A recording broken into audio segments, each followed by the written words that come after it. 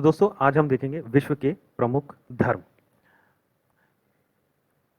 इसमें सबसे पहले हम लोग देखेंगे कि ईसाई धर्म जो था उसके या ईसाई धर्म जो है उसके प्रवर्तक कौन है, और इसके साथ में हम देखेंगे कि ईसाई धर्म कहाँ से स्टार्ट हुआ या कहाँ से ये आरंभ होता है और ये कहाँ कहाँ तक जाता है या किसके द्वारा ये फैलाया जाता है। इसकी विशेषताएं देखेंगे, इसके कृत्य देखेंगे या धर्म कृत्य देखेंगे कितने हैं। उसके बाद हम देखेंगे कि इसकी संप्रदाय कितने हैं, और उसके बाद भारत में ईसाई धर्म का प्रचार प्रसार, और इसके बाद इनका त्योहार देखेंगे। तो सबसे पहले हम आते हैं ईसाई धर्म में। इसमें देखते हैं कि आखिर इसके प्रवर्तक कौन थे। तो ईसा मसीह इसके प्रवर्तक थे, जिनको जीसस क्राइस्ट भी कहा जाता है। जैसा कि आप देख रहे हैं ये फोटो, ये जीसस क्राइस्ट का फोटो कहा जाता है या जीसस क्राइस्ट का फोटो है। इसके बाद आते हैं हम इनके जन्म पर। तो जन्म इनका जो है वो रोमन साम्राज्य, जो आप देख रहे हैं यहाँ पर, रोमन साम्राज्य के गैलीली प्रांत के नजरत नामक स्थान पर 6ठी शताब्दी ईसा पूर्व में हुआ था। तो दोस्तों ये नजरत जो जगह है, ये जेरूसलम जो जगह है, वहाँ पर बैथलेहम में ये स्थान है नजरत, जहाँ पर इनका जन्म हुआ था। इनके पिता का नाम जोसेफ था, जो कि पेशे से बढ़ई थे यानी कि कारपेंटर थे। इनकी जो माता थी उनका नाम मेरी या मरियम था। दोनों ही यहूदी थे। तो दोस्तों यहूदी एक धर्म है जो कि इन दोनों के जो दोनों का जो धर्म था वो यहूदी धर्म था, यानी कि इनकी माता का और इनके पिता का। तो ईसाई शास्त्रों के अनुसार मेरी को उनके माता पिता ने देवदासी के रूप में मंदिर में समर्पित कर दिया था। यानी कि जो मदर मरियम थी उनको देवदासी के रूप में मंदिर में समर्पित कर दिया। देवदासी दोस्तों उनको कहा जाता है कि जो मंदिर जो होता है इसमें कुछ कन्याओं को मंदिर को समर्पित कर दिया जाता है, और ये कहा जाता है ये भगवान की सेवा करेंगे, उपासना करेंगे, मंदिर की देखरेख करेंगे। इस तरह से देवदासी का जो काम था वो यही रहता था। ये जो प्रथा है ये साउथ इंडिया में काफ़ी प्रचलित थी, लेकिन अब संवैधानिक प्रावधानों के द्वारा इस देवदासी प्रथा को समाप्त कर दिया गया है। इसके बाद हम देखते हैं कि ईसाई विश्वासों के अनुसार यीशु मसीह के मैरी के गर्भ में आगमन के समय मेरी कुंवारी थी, इसीलिए इन्हें वर्जिन मैरी या कुंवारी मैरी तथा ईसा मसीह को ईश्वरीकृत मानते हैं। तो दोस्तों जब ईसा मसीह इनके घर में आए तो उस समय इनकी शादी नहीं हुई थी, इसीलिए इनको कुंवारी मैरी यानी वर्जिन मैरी भी कहा गया है। और क्योंकि जब इनका विवाह नहीं हुआ था तो इनके गर्भ में आने के कारण ईसा मसीह को ईश्वरीकृत माना गया, यानी ईश्वर की देन माना गया है। और ईसा मसीह के जन्म के समय यहूदी रोमन साम्राज्य के अधीन थे और उससे मुक्ति के लिए व्याकुल थे।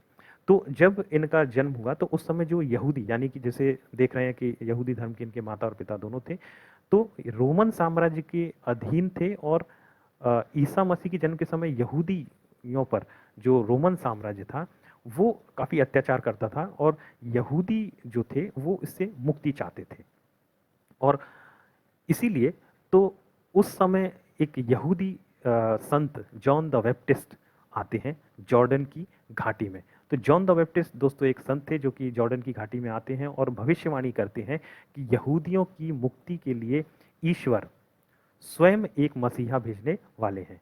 इसका मतलब यह है कि जॉन द बैप्टिस्ट एक भविष्यवाणी करते हैं कि एक मसीहा आएगा जो कि यहूदियों को रोमन साम्राज्य के अत्याचारों से निजात दिलाएगा। और देखने वाली बात यह है कि यहाँ पर कहा जाता है कि उस समय ईसा की आयु अधिक नहीं थी। इसका मतलब यह है कि जब ये भविष्यवाणी की गई तो उस समय ईसा जो थे वो काफ़ी कम उम्र के थे। लेकिन ये उस उम्र के बाद जब ये कुछ वर्षों के एकांतवास के पश्चात कुछ विशिष्ट शक्तियाँ इनको प्राप्त हो जाती हैं या उनका संचार हो जाता है। तो एकांतवास में रहते हैं, कुछ शक्तियाँ इनको प्राप्त होती हैं। अब वो शक्तियाँ कौन सी थी? तो दोस्तों एक तो स्पर्श करने से अंधों को दृष्टि, गूंगों को वाणी और मृतकों को जीवन मिलने लगा। और चारों ओर ईसा की प्रसिद्धि मिली और दीन दुखियों के प्रति और सेवा का प्रचार किया। तो इस तरह से देखें तो जेरूशलम में उनकी आगमन एवं निरंतर बढ़ती जा रही लोकप्रियता से पुरातन पंथी पुरोहित एवं सत्ताधारी वर्ग संशकित हो उठा और उन्हें झूठे आरोपों में फंसाने का प्रयत्न किया गया।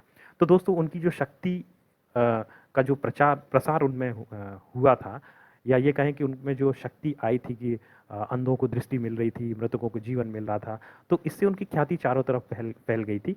और इस ख्याति से जेरूशलम में उनका आगमन निरंतर बढ़ रहा था।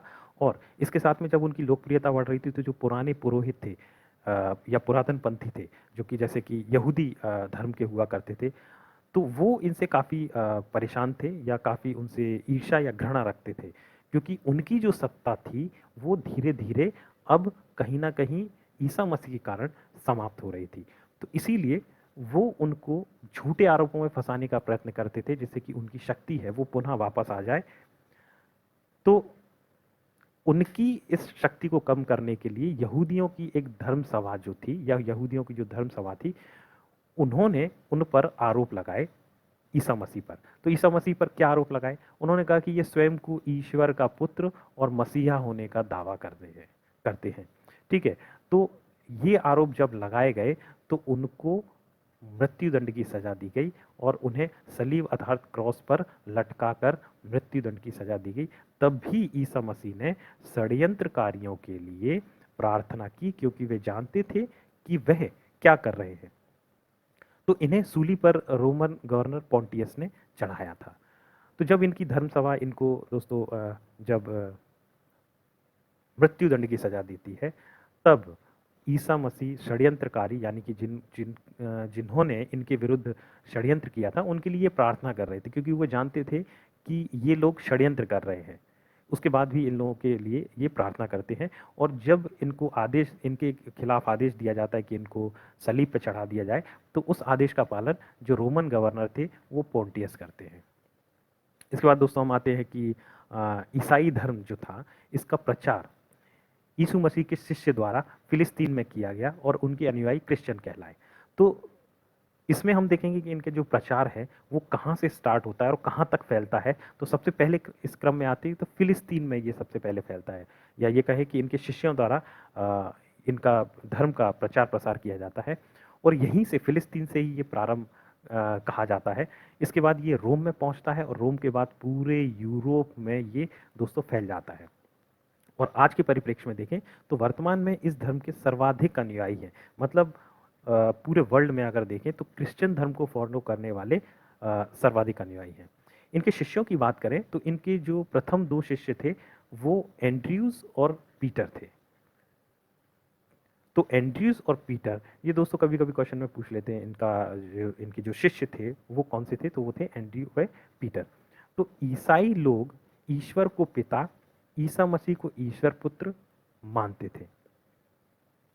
तो इस ईसाई धर्म में तीन त्रयंग या ये कहें कि ट्रिनिटी माने गए हैं।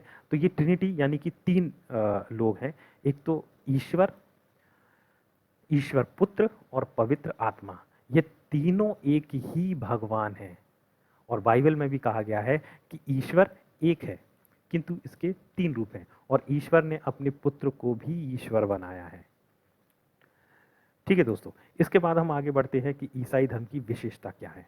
तो ईसाई धर्म की विशेषताओं में हम देखेंगे कि सबसे पहले इनकी पुस्तक का नाम क्या है। तो इनकी पवित्र पुस्तक जो है इसको बाइबल कहा जाता है, या इसको इंजील भी कहा जाता है। इसका दूसरा नाम भी है दोस्तों, तो इसको इंजील भी कहा जाता है। और इनके बारे में ये कहा गया है, या इस पुस्तक के बारे में ये कहा गया है कि ये जो बाइबल या इंजील है ये 2 से 2,500 वर्ष पूर्व किसी एक व्यक्ति ने नहीं लिखी है, बल्कि ये विभिन्न व्यक्तियों द्वारा लिखी गई है, जिसके दो भाग हैं।